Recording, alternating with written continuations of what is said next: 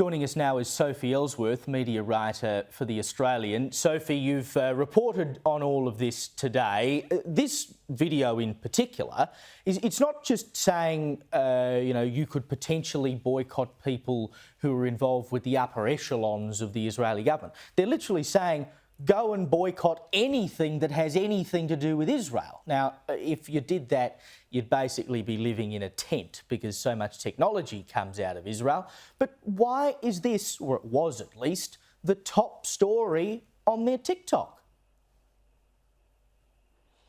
So, Caleb, really the issue with this video is this young Palestinian reporter, which she is the way she describes herself on her social media, has presented this report on TikTok talking about the boycott movement. Now, that's all fine. I don't have any issues with that, and I don't think many people would. But the problem that unfolds is when the whole video interviews one person, one business owner, who says he's boycotting any businesses with links to Israel. There's no refuting arguments. There's no questioning of this boycott, the ramifications of the boycott. Now, this woman looks like a very young reporter. Where are her bosses? Because they are asleep at the wheel. How did this content get onto the ABC's social media platforms without the young reporter's managers checking it and going, no, let's go back to the drawing board. We need both sides of the argument. They have failed to do this. And this is what we're seeing within the ABC. It appears there seems to be activism, journalism pieces that are making light of, seeing the light of day, and the checks and balances are not in place. Well, may I humbly suggest that maybe her bosses did see it and they were supportive of it? I mean, surely they're not just self-publishing over there. There's got to be eyes this stuff goes through, and someone approved that to be posted. Well, of course, Caleb, someone has approved it. Who are these people? Who is allowing this content? Who in the editorial levels at the ABC thinks this type of content is okay? Now, when I put questions to the ABC this morning, that video was gone from its platform. The reporter still had it on her personal TikTok. I asked them about that. Within moments, the video she had deleted, it appears it went from her account as well. Look, Caleb, I could be writing these stories every day of the week. It seems that there's just event after the event with ABC journalists, editorial, and they're always leaning one way. It's never pro-Israel when they're in trouble. It's always pro-Palestinian. And this has gone right to the top, Caleb. Ita Buttrose, the chair, is absolutely livid at how this kind of contact, particularly with Antoinette Lattouf, who was sacked yesterday, how does this happen? Who appoints these people? Well, so Antoinette Lattouf, right, so she was filling in on mornings in Sydney on ABC Radio. As you say, she was sacked yesterday for these anti-Israel social media posts. She's now hit out saying that she's very disappointed by the ABC's decision. She believes she was unlawfully terminated and she's considering legal options. I now understand there's a statement from the MEAA, which is the journo union, saying that they think the sacking is incredibly disturbing. I mean, the ABC has different standards it has to abide by because it is set down in law that it must be impartial.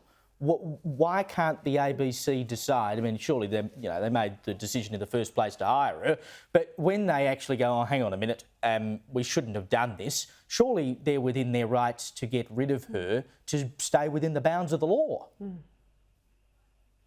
Well, they have a charter to uphold and they have to remain impartial.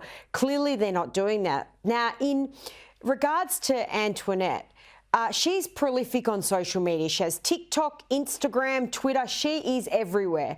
Her views are very widely known. Her anti-Israel views are no secret. So my question is, who in the ABC decided it would be a good idea to appoint her as a fill-in radio presenter? Because Within 2-3 shifts of her being on air, she was sacked. Now, again, management asleep at the wheel. Antoinette has voiced her views for months about Israel. Very anti-Israel views. She's questioned the Gas the Jews video, the authenticity. She's widely known for this. Caleb, how are management appointing people with these views and thinking it's okay? And then, of course, look what they have now. A giant mess. They've got the union involved. They've got the House committee involved. What a disaster for the ABC yet again. Again, I reckon these people get appointed and these stories go up. They're allowed to do them because management agrees with it. They endorse it. Now, when you get a public backlash and perhaps it goes up the chain to Arta Buttrose, the chairwoman, she comes knocking and says, well, what are you doing here? But the lay staff and the middle management, I suspect, are all on board with it. It's probably those middle managers who need to be brought into line. Well, Caleb, there are definitely people I've spoken to internally at the ABC who are scratching their heads that how did this happen with Antoinette Lattouf? Now, not everyone in the ABC, believe it or not, is all skewed to the left and think this is okay. In fact, there's a lot of people contacting me quite appalled with what is going on within the ABC, but they're too scared to speak up. So the ABC has a giant mess on its hand, but the managers appear to not be enforcing this charter, making sure that the editorial content is fair and balanced, Caleb. Well, heck, when they did the report into their voice coverage, they found they'd had, more than 50% of the voices or people they'd had on were pro-voice, and they thought that was balance. Anyway, that's the ABC for you. While I've got you, why don't you run me through some of the biggest media stories of the year? It's certainly been a hell of a year, Sophie. Hell of a year, Caleb. Look, a couple that came to mind. The release of Cheng Lei and now our colleague at Sky News. This was just a remarkable turn of events. This poor woman who was imprisoned for 3 years, released back home to her family, working here at Sky News. Finally, some good news for her family. Absolutely love that story, and I think Australians do too. Also, the failure with the voice referendum. I mean, how can we deny what happened with the Voice to Parliament referendum this year?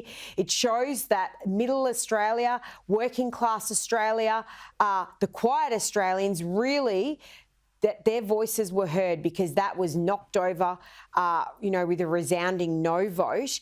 And finally, Caleb, interest rates. You cannot go past, or in my view, interest rates, the pain households are feeling, particularly in the lead up to Christmas. I can't see that any financial relief coming anytime soon, but a massive story this year with so many interest rate rises throughout 2023. And as we know, all the polling shows that cost of living are the top 3 issues for people, and I expect it will remain the same next year. Sophie Elsworth, thank you so much for joining me so many times this year. Merry Christmas. I'll see you again next year.